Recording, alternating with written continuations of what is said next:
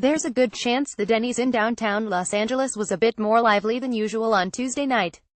Backstage at the Novo Theater during the 2017 Loudwire Music Awards, the show's host, pro wrestler and Fozzy frontman Chris Jericho, and its producer Josh Bernstein made plans to roll over after the show while speaking with Zakk Wylde, the iconic heavy metal guitarist, who was headed to the 24-hour restaurant chain post-haste. Aside from a late, greasy breakfast anytime dinner, the diner's alcohol menu offered great appeal. "I've got a date with Dennys," Wylde announced, making small talk following a segment where he walloped wrestler The Miz on stage playing the WWE 2K18 video game. Wylde went on, paraphrasing some comedian at first, "You know you may have a drinking problem when you ask the waitress what wine goes best with the Grand Slam breakfast, dude. Think about that. Dennys now has Crown Royal, Jack Daniels, vodka, schnapps. A bunch of Dennys now have full liquor licenses.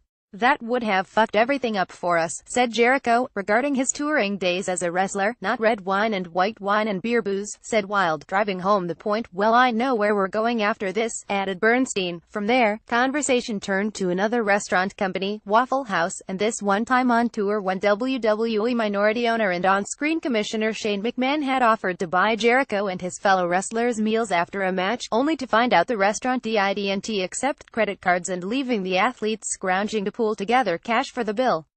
"I got $3, I got $7, I got $2.05, Jericho recalled. Meanwhile, the band Star Set performed on stage and the crew navigated loading and unloading different acts, drums and amplifiers, working around mingling artists and guests, many of whom were decked out in face paint and black costumes that gave the hallway the feel of a Halloween party but had little to do with the approaching holiday. "It really is a great night," said Bernstein, who is also director of live events for Town Scare Media. "You see how much it means to all these artists. They love each other, they love the genre, they're fans of each other, they support each other. Showing this kind of support is so needed. It's like a heavy metal high school reunion." After Bernstein and Jericho previously worked together for 4 years on the Revolver Golden Gods Awards, this marked the first ever Loudwire Music Awards with the intent it will be hard rock and heavy metal's premier award show. Building off the relationships formed with that previous event and their careers in entertainment, Bernstein and Jericho noted their positions in this community were key to the night's success and would be essential to its longevity, rebranding and coming back. "I realize how much I miss this," said Jericho. "We've got it down to a science now. It's not hard to do the show with us steering the ship, but if we're not here, try and do an award show. I dare you. Try to get a producer like him, try and get a host like me, that have the experience, the knowledge, the rapport with the acts, because it's not easy now." Meanwhile, Bernstein also noted the importance of hosting something like this for the hard rock and heavy metal community specifically since it's typically left out of the Grammy Awards and other mainstream events. "We as a genre don't get invited to those parties, so why be part of a club that doesn't want us," he said.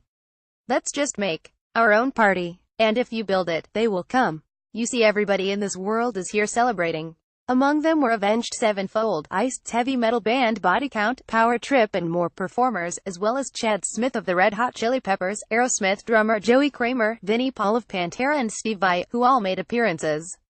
Hailstorm's Lizzie Hale delivered a touching tribute to Linkin Park's Chester Bennington after he won Best Vocalist of the Year, and, later, her band honored Chris Cornell with a cover of Soundgarden's Fell on Black Days. Judas Priest frontman Rob Halford teamed up with In This Moment for the band's twist on Billy Idol, Black Wedding, and Anthrax even covered Kansas Carry on My Wayward Son. Meanwhile, the night's big winners were Metal Artist of the Year Avenged Sevenfold, Hard Rock Artist of the Year Stone Sour and Best Live Band Iron Maiden. "Rock and Roll isn't dead," proclaimed Kramer on stage at one point. "Rock is about real music played by real musicians playing real instruments.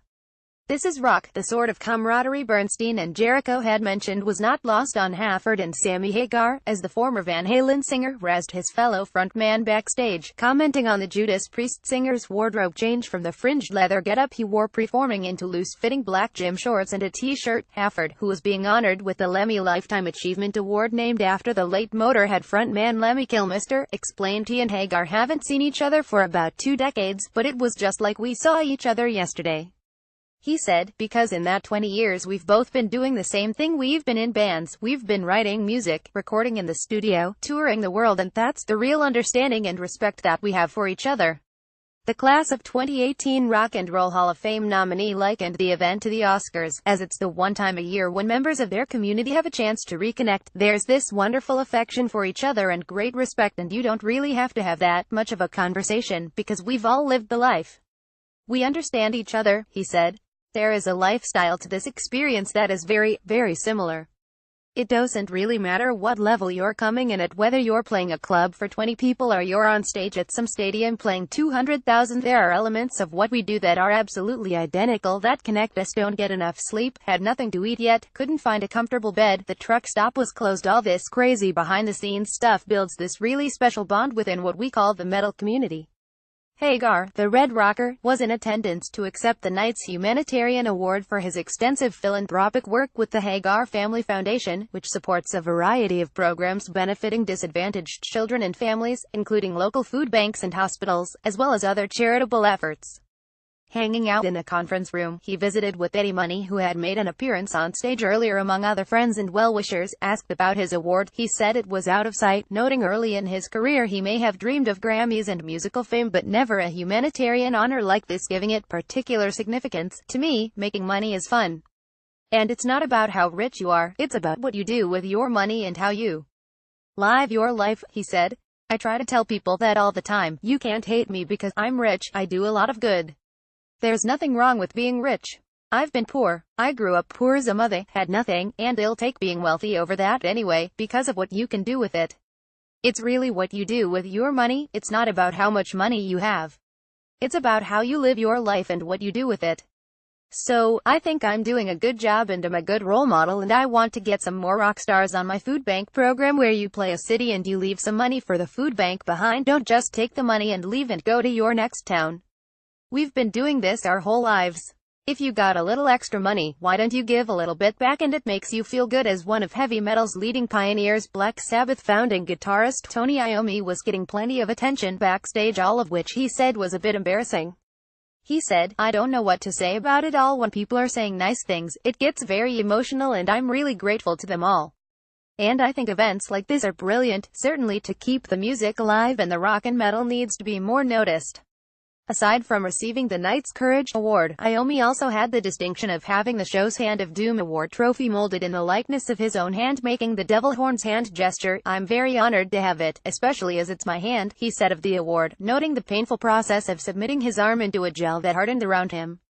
As he waited, he recalled his hand cramping up and then getting stuck, and he had great difficulty removing it. When they finally got his arm out, the mold had come out crooked, so they had to do it all over again. So it wasn't without its pain, he said. But it was a really nice idea, and I'm really honored that everybody's getting one. While hard rock and heavy metal may still be relatively fringe, the genre's impact has definitely hit the mainstream, something Iommi has been aware of for quite a while, he said, because some people have used our riffs, he added. I'm really honored that they do. The more the merrier, really.